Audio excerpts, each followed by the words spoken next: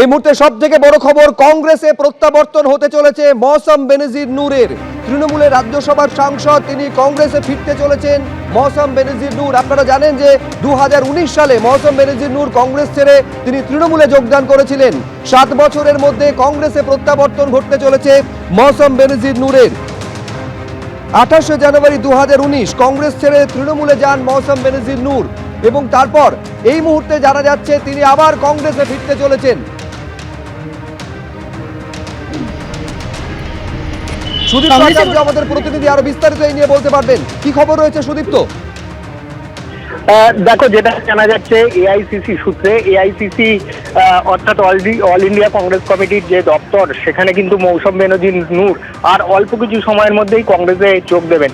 তিনি 2024 সাল থেকে তৃণমূলের রাজ্যসভার সাংসদ। তার আগে কিন্তু তৃণমূলের টিকিটে তিনি লোকসভায় প্রতিদ্বন্দ্বিতা করেছিলেন, কিন্তু বিজেপির কাছে পরাজিত হয়েছিলেন এবং তার আগে তিনি কংগ্রেসের সাংসদ ছিলেন। সেই হিসাবে বলা যায় যে তিনি কিন্তু ঘরে ফিরছেন, অর্থাৎ কংগ্রেসে ফিরছেন।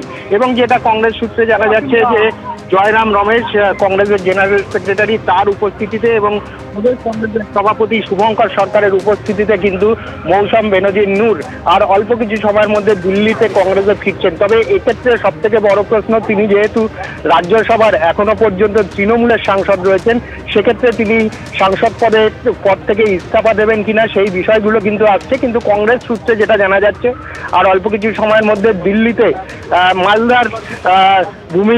মালদার নেত্রী এবং তার পাশাপাশি রাজ্যসভার সাংসদ তৃণমূল কংগ্রেসের মৌসম বেনজির নূর, তিনি কংগ্রেসে ফিরতে চলেছেন।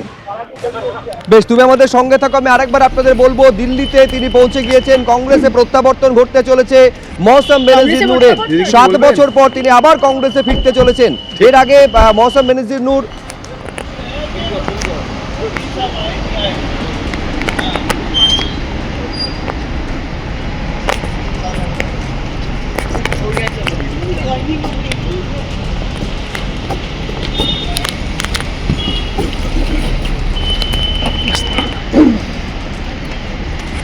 কংগ্রেসে প্রত্যাবর্তন দিদি কিছু বলবেন? দিদি এখন বলবো না, হয়ে যাক। ঠিক ঠিক।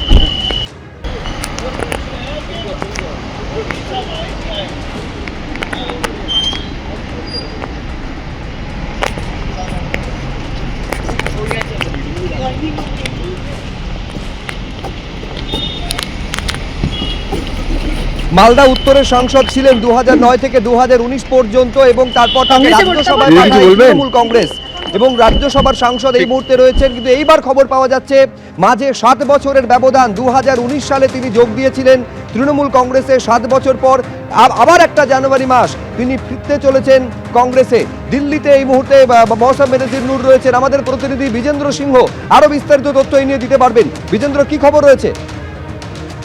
দেখো, এই মুহূর্তে তিনি কংগ্রেস সদর দপ্তর আকবর রোডে এসছেন এবং তিনি অপেক্ষা করছেন কিছুক্ষণের মধ্যে তার প্রেস কনফারেন্স স্টার্ট হবে, যেখানে জয়রাম রমেশ তাকে আনুষ্ঠানিকভাবে কংগ্রেসে যোগ করাবেন। এবং তিনি বর্তমানে টিএমসির এমপি রাজ্যসভার, তার টার্ম শেষ হচ্ছে এপ্রিল মাসে। তবে ইলেকশনের জন্য ফেব্রুয়ারি মাসে, আগামী মাসে নোটিফিকেশন ইস্যু হয়ে যাবে কারা কারা নতুন টিএমসি থেকে রাজ্যসভায় আসবেন, সেটা স্পষ্ট হবে তখন।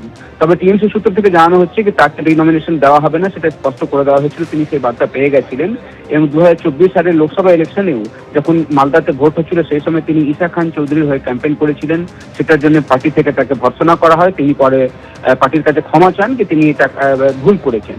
তার সঙ্গে সঙ্গে যে বিধানসভা ইলেকশন আসছে, এইটার মধ্যে বিধানসভায় যে তাকে টিএমসি প্রার্থী করবে, সেটা নিয়ে অসামঞ্জস্য ছিল। তাকে প্রার্থী করবে টিএমসি কিনা, সেটা তার মনেও একটা দ্বিধা ছিল এবং পার্টি থেকেও তিনি বার্তা পাচ্ছিলেন না।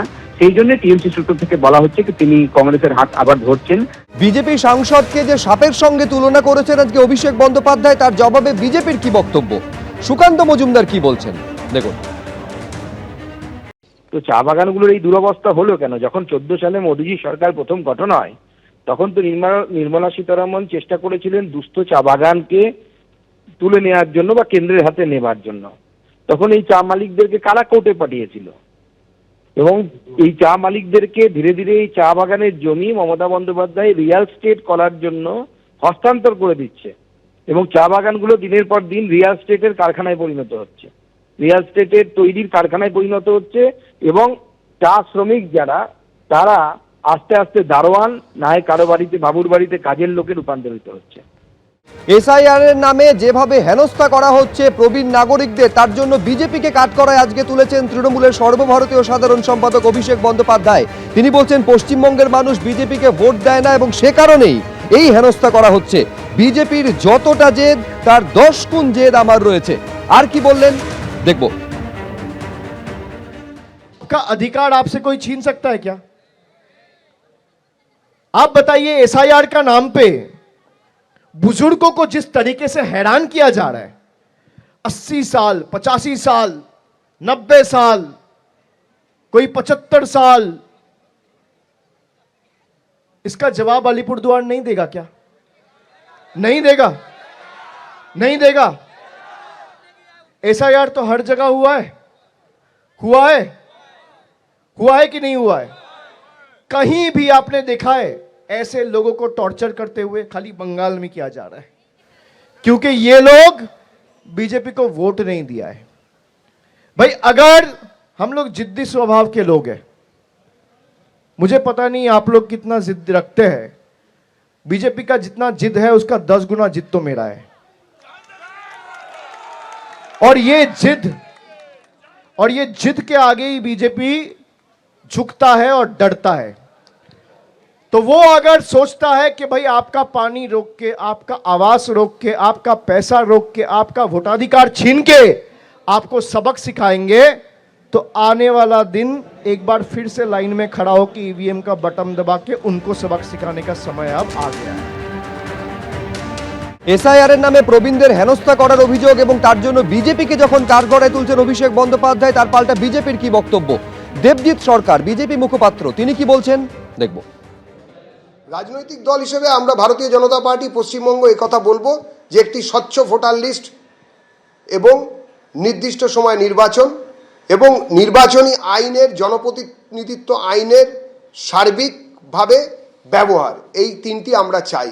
আমরা এটাও চাই একজনও যেন বৈধ ভোটারের নাম বাদ না যায়। এই পশ্চিমবঙ্গের স্থায়ী হিন্দু, এই পশ্চিমবঙ্গের স্থায়ী মুসলিম এবং ওপার বাংলা থেকে আসা উদ্বাস্তু হিন্দু, তাদের পরিচয় যাই হোক না কেন, তারা প্রত্যেকেই এই দেশের নাগরিক। বহু বড় রাজ্যে চলছে, বহু রাজ্যে হয়ে গেছে, নির্বাচনও হয়ে গেছে। তারপরে তা সত্ত্বেও বিভিন্ন সময় এই রাজ্যে এসআইআর নিয়ে যে জিনিস চলছে, তাতে নির্বাচন কমিশন প্রতি মুহূর্তে নিজেদেরকে বদলাচ্ছেন। কেননা এরম চ্যালেঞ্জ সারা পৃথিবীতে, সারা ভারতে কোনো রাজ্যে নির্বাচন কমিশন পাননি।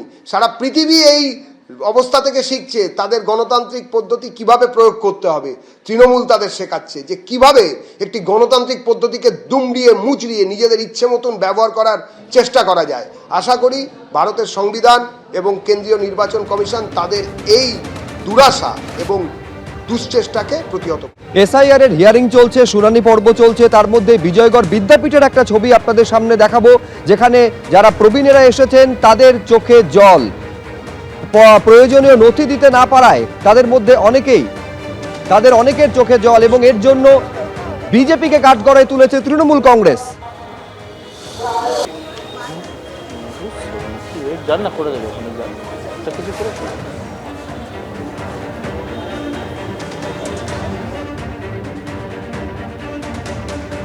এবিপি আনন্দ, এগিয়ে থাকে, এগিয়ে রাখে।